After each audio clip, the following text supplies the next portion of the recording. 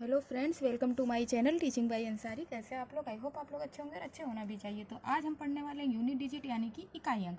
तो सबसे पहले यूनिट डिजिट हम पढ़ लेते हैं और मैं सारे वीडियोज को सोचती हूँ कि एक खंड में आपको समझाऊँ। जैसे यूनिट डिजिट है तो सिर्फ और यूनिट डिजिट के बारे में आप समझ लें और आपको बोरिंग ना लगे, आप टाइम टेकिंग ना लगे और आप इसको एंजॉय करते हुए पढ़ लें, समझ लें। तो ये यूनिट डिजिट है और इसको हम क्या कहते हैं? इकाई का अंक। तो इसे पेपर में पूछा जाता है। अगर मान लो ये यहाँ पे कोई संख्या दी गई है और इसमें पूछा जाए आपसे कि यूनिट डिजिट क्या है, तो यूनिट डिजिट जो है हमेशा इधर वाली संख्या होती है, हमेशा एकदम से साइड वाली जो संख्या होती है, इसको हम दाहिनी तरफ की संख्या को क्या कहते हैं? यूनिट डिजिट कहते हैं। तो इसमें यूनिट डिजिट अगर आपसे पूछ ले तो क्या हो जाएगा? 1 हो जाएगा। बाकी संख्या से हमें कोई भी मतलब नहीं है। अगर मैं और कोई संख्या लिख देती हूँ तो इसमें पूछा जाए कि यूनिट डिजिट क्या है, तो इसमें यूनिट डिजिट 5 हो जाएगा। तो इसी तरह और भी कोई भी संख्या अगर मैं बड़ी अमाउंट में संख्या लिख देती हूँ, है ना, तो इसमें पूछ ले कि यूनिट डिजिट क्या है, तो इसमें 4 हो जाएगा। तो यूनिट डिजिट आपको समझ में आ गया होगा। इकाई वाला अंक जो होता है वो यूनिट डिजिट कहलाता है। अब अगर मान लो कि कोई संख्या दी गई है ना, इस तरह से दी गई है, इस तरह से दी गई है और बीच में पॉइंट लगा है और आपसे पूछे कि यूनिट डिजिट इसमें क्या है, तो इसमें यूनिट डिजिट ये संख्या नहीं होगी, क्योंकि ये संख्या तो पॉइंट में आ रही है।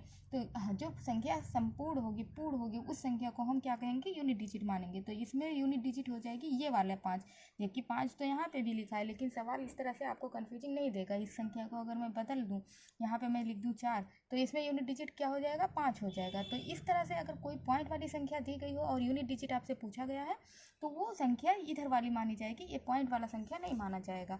अगर इस तरह से अगर कोई संख्या मान लो कि दी गई है, मैं यहाँ पे लिख देती हूँ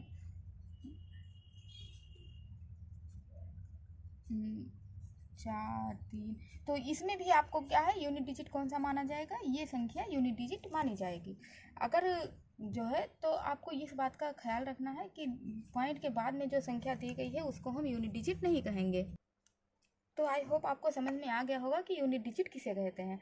अब अगर मान लो एक सवाल हम बना लेते हैं यहाँ पे छोटा सा, कि इसको हम हटा के, जैसे मान लो एक सवाल बना लेते हैं कि यहाँ पे लिखा है 1 2 3 4 5 और फिर प्लस करके 4 2 3 4 5, फिर प्लस करके कोई संख्या लिखी है 1 1 1, फिर प्लस करके कोई संख्या लिखी है 2 2 2। तो इस तरह से कोई भी संख्या अगर दी गई है और ये एक सवाल है और आपसे पूछा जाए कि इसमें यूनिट डिजिट कौन सा है, तो आपको पूरी संख्या को ऐड नहीं करना है कि पहले पूरी संख्या को जोड़ें, फिर उसके बाद में जो लास्ट में जो राइट साइड में आए उस संख्या को आप यूनिट डिजिट माने। इस तरह से आपको नहीं करना है। आपको क्या करना है? इसको साइड साइड वाली संख्या को जोड़ देना है। तो 5 5 10 हो गया, 10 और 1 11 हो गया, और 2 12 13 हो गया, तो 13 आ गया। अब इसमें भी हमको देख लेना है कि साइड में कौन सी संख्या है, तो 3 है, तो इसका आंसर क्या हो जाएगा? 3। यूनिट डिजिट कौन सी संख्या हो जाएगी? 3 हो जाएगी। अब अगर मान लो कि यहाँ पे दूसरा एक सवाल मैं लेती हूँ, तो यहाँ पे लिखा है 2 2 1 3 और यहाँ पे लिखा है जो है 4 2 1, और इसमें ये एक माइनस का निशान है और अंतर दिया गया है ना कि 2213 और 421 में यूनिट डिजिट कौन सा है। तो सबसे पहले आप इसको माइनस करेंगे तो टाइम टेकिंग हो जाएगा। तो आपको क्या करना है? यहाँ पे 3 में से 1 को माइनस कर देना है और कितना बच जाएगा? 2। तो इसका यूनिट डिजिट कितना हो जाएगा? 2।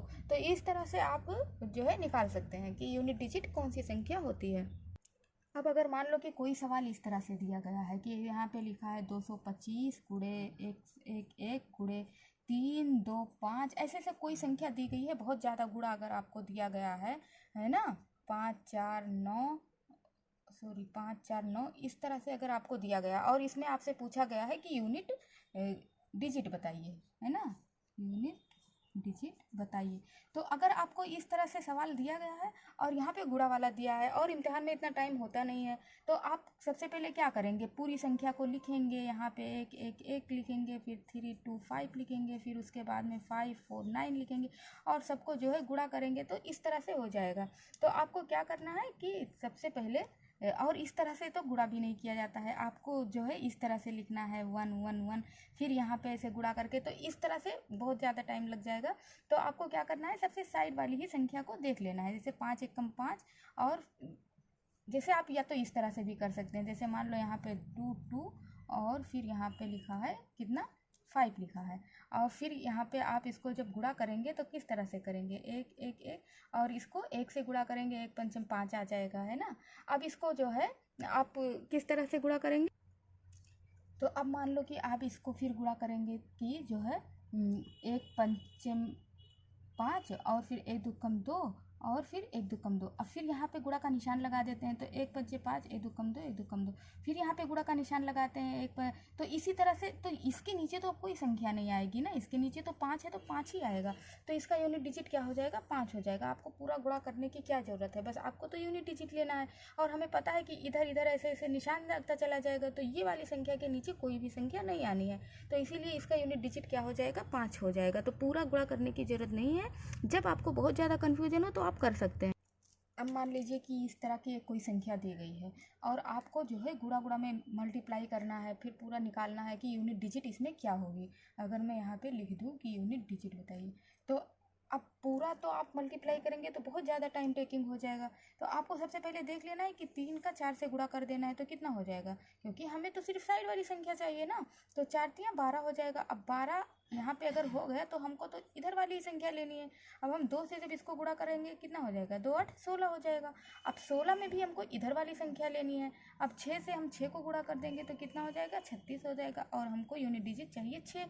तो ये इस तरह से आप इसका आंसर ईजिली और बहुत आसानी से निकाल सकते हैं। तो अगर आपको ये वीडियो अच्छा लगा हो, थोड़ा सा भी हेल्पफुल लगा हो, तो लाइक सब्सक्राइब करें, बेल आइकन को प्रेस करें और ज़्यादा से ज़्यादा अपने दोस्तों में शेयर करें। Thank you for watching.